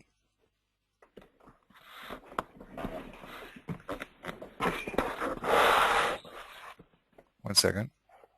Ketzad Nefroyin Lenezikin Mehazik U Miyor Shav.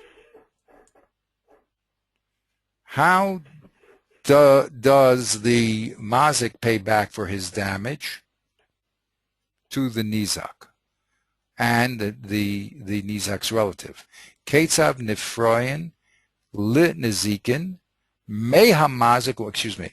How do you pay back the nizak for the damage of the mazik and also to take money from the Yerusha. What happens if the poor mazik dies by the time they settle this case in court? So then you're going to have to claim to the Yerusha, right? Kasev ben Ezekin, it says, Meitav Sadeu Meitav Karma Yishalem. The pasuk says in the Torah, Meitav Sadeu Meitav Karma Yishalem. Umashma'us Pashte Dekro, and the simple understanding of this pasuk, Mashma Da'eh Kol Mishalem. That's how you pay. You pay with Meitav Sadeu Meitav Karma. No, that's not that. That's what we want to say. Dahainu hamazik yishalmi meitus. Exactly. The mazik has to pay with me. That's you. No one will argue that that's not the pashto of the pasuk. The pasuk says meitus ne meitus shalom, and it means that the mazik has to pay with the best of his land. That's what it says. V'kevin she'omra haTorah letet lenizak mutav shebenichse hamazik. And since the Torah said that the nizak, V'kev and Shomer HaTorah letet lenizak, and since the Torah said, give to the nizak min hamutav shebenichle hamazik, the Torah wants the mazik to give the best of his property. Omru Chazal, the boy hanizak metaltalin, tzarech hamazik litenlo. I don't know where he's quoting this from. The boy hanizak metaltalin, if the nizak wants metaltalin, so the mazik has to give it. Why? The kol midei demakrefe lezuze tvei, because anything that's closer to money, he has to give.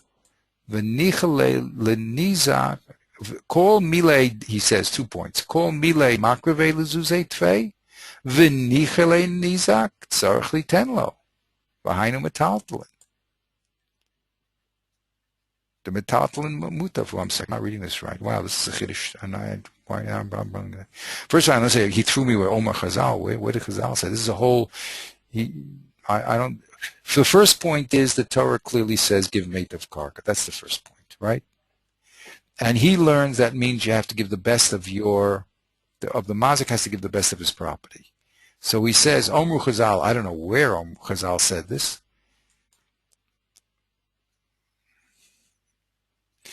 The boy hanizak metaltalin. If the nizak wants metaltalin, tzarech hamazik litenlo, the call midei damakrifei lezuzei tvei, v'nichele lenizak tzarech litenlo. Everything that's closer to money and is also more desirable for the nizak, the mazik has to give. Why is it behind him metaltalin? I'm confused here. Go ahead.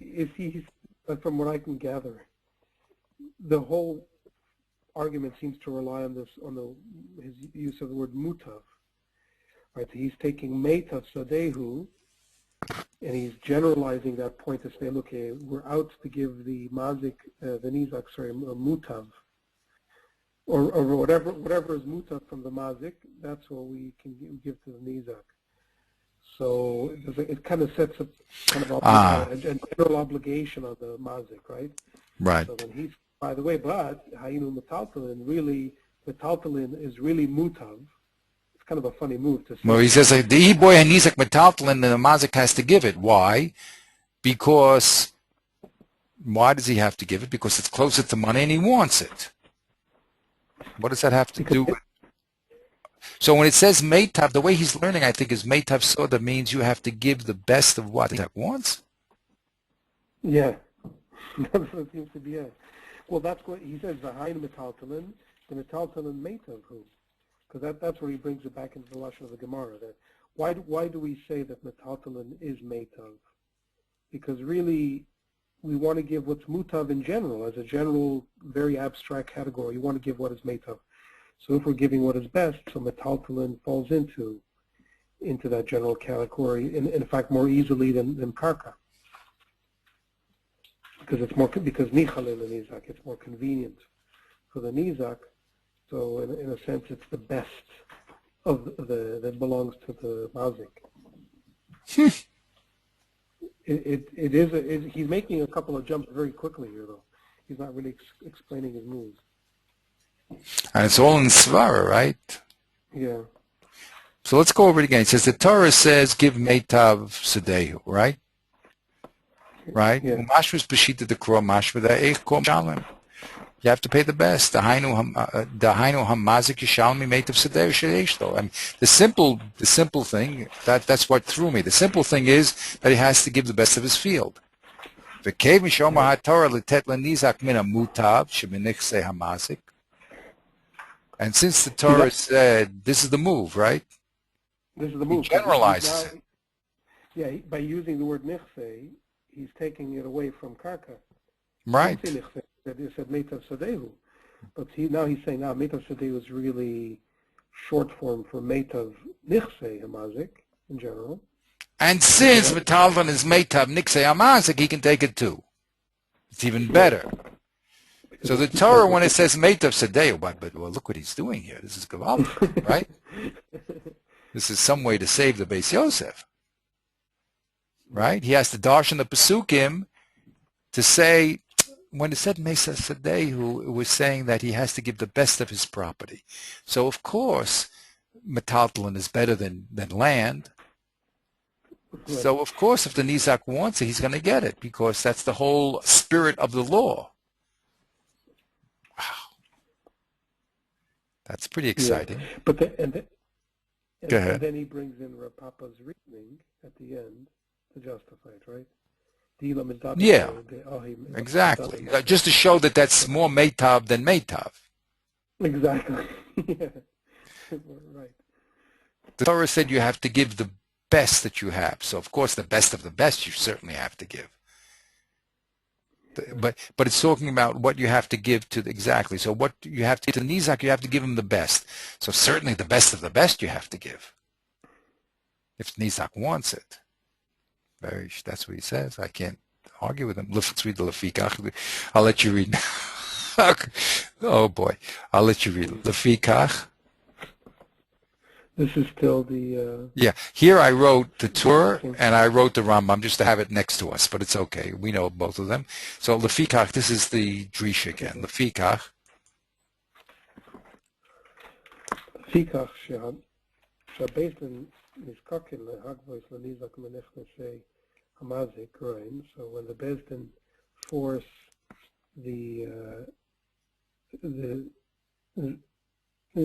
force the mazik, I guess, to pay to the nizak from the property of the mazik. He has to collect. I think the correct language, based in Niskachen, when they're obliged lahagvot to collect lenizak, collect for the nizak from the property of the mazik. Rowan. So they look. Im yesh lo metaltalin, ein yod lenechsav. If he has movables, they don't go into his land, but he pays with movables. This is the same language. Exactly. This is just a quote. Mem lo. Right. So the im lo hayula metaltalim klal, or shelo hayula metaltalim keneged kol hanizak hanezek. If he doesn't have any movables at all, or he doesn't have enough to cover the cost of the damage, govin hashar. So that's when we actually dip into the land, go into the land. Me'ula, I guess, is the best here. Me'ula. Yeah, yeah. He added that, right? From he means the best from the property of the mazik. Right. Yeah, so. The Meitav Sadehu. So again, because it says as Meitav Sadehu, he's focusing on the word Meitav here. Right. This Meitav is Mutav. Kol Zman Shematzeh Metaltalin Ve'afilu Subin. So long as we find movables in even Bran, Ein is Kakin Karka. We don't force him to sell his land, or we don't go into his land.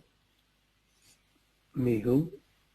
What does that mean? Does that mean however? Or no. Yeah, muse, however. However, the metaltalin, the afilu yesh metaltalin shel kesef, with movables, and even what does that mean? That he has movables that are made of silver or are equivalent to money? Or I think that's money. I think he's holding that all metathlon is not only physical objects, but also money's metathlon because you can move it around. He can nevertheless pay him with subin. He doesn't have to. Yeah, once it's metathlon. Yeah, go ahead. Maybe it does mean, I don't know if it could, maybe it does mean literally silver, kesef, in the sense of he doesn't have to melt down his kiddush cup, to get paid with silver. Yeah, but then there would be no kiddush by saying it. You don't feel kesef gold. The metaltale call mile metaku, because everything that is metaltale. Okay, now he's just really rereading Lefikach. Now he's just reading like making a taich in the tour, right? Okay.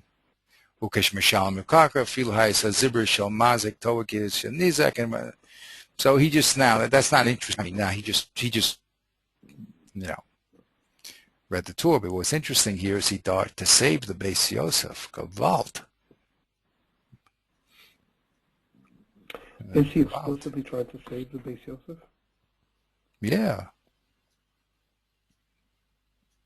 But I don't understand, unless this threw me also. Baba Kama Aleph, Ketzad Nefroin Lenezikin Mehamazik Miyur Shasav.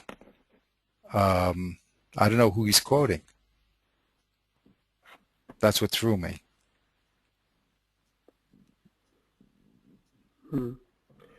I don't know who he's quoting here. To tell you the truth, I have to look into it again. I have to look at the original Levush here, but it's very strange.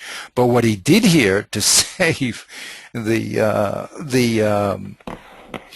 Beis Yosef was to darshan the pasuk. That means you can Meitav Sadeh means you have to give the best, and therefore, since Subin is called the best, you can demand it. Well, it doesn't prove anything what he said. He's just not really proving anything. He's just lining up with him. So I can't see too much excitement in that. Okay. Anyway, what I'll have to do next time we meet, it's a good time, and we can stop here. The next thing we're going to do is to go into the Shulchan Aruch. Now, these are the people that the people on the daf over there in the tour is the Ramah, who gives the Ashkenazim, the Levush, the Drisha, and the Bach. Okay? Now, the Shulchan Aruch now is the Ramah he writes Darkei Moshe over there at the tour, and then he writes his amendations to the Shulchan Aruch, the Beis Yosef. Here he does not talk. Very interesting. But we're going to go into now two other commentaries, the Sma and the Shach. Okay, now they are going to be much more helpful in explaining the Shita of the, at least the Shach will explaining the Beis Yosef, be much more helpful, much more clear.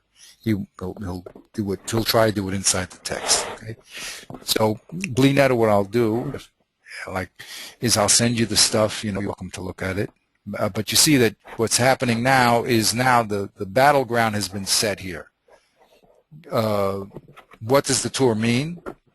And prove it. Okay. Right. Now the Beis Yosef seems to be pretty beaten up at this point.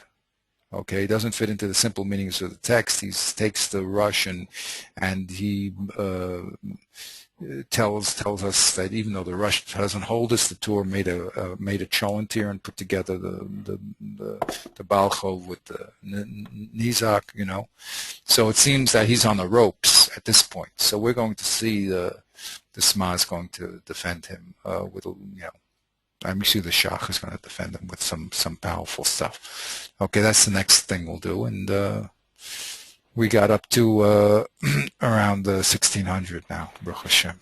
So we have another 300, 400 years to go yet. But there's big stuff later on. It's very interesting that the early people wrote very briefly, and the later people write much more extensively.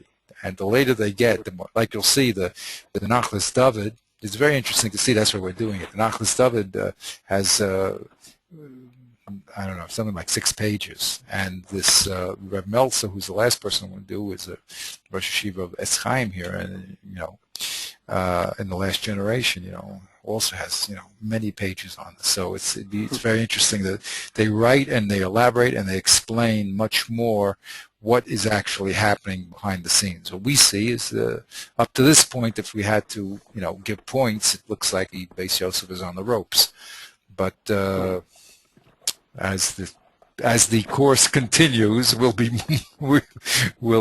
see more of the action there. Okay, so great. Have a great one, and Bezat Hashem will meet again on when? What's your schedule? Sunday, Bezat Hashem. Sunday night's good, yeah. Yeah. Bezat Hashem. Okay. Be well. Have a great evening, and I'll try to send this to you, and you can look over it and get some reviews and whatever you'd like to do. I'm sure you're very busy, but if you can look at it, because you see the stuff gets deeper and deeper and more subtle, so we have to get it. Okay. I know. It's more subtle, yeah. Yeah. Well, I mean, it's the same material all the time, but it becomes more and more subtle. No, I know, but it's a system. It's so, yeah. It's like an anatomy lesson. You have to, see the whole organism and all of its parts, and I lose track all the time. Exactly. I mean, it's understandable to lose track. So, Bli Neder will get together. That's why I'm making all these charts and everything to keep us together. And Bezat Hashem. I mean, once you get the basics, I mean, the Gemara is never going to change. Basically now we're in the tour and we're trying to link them up with. We have 2 sides here, Beis Yosef and the Bach, and you're either for him or against him, and we're going to have to, see how people defend him, because not looking too good right now, but we have to wait till the end of the fight. And that's the halachas with him, by the way. Okay, be well and have a great week, and we'll good Shabbos, and we'll see you on Sunday. All right, good Shabbos. Kol tov.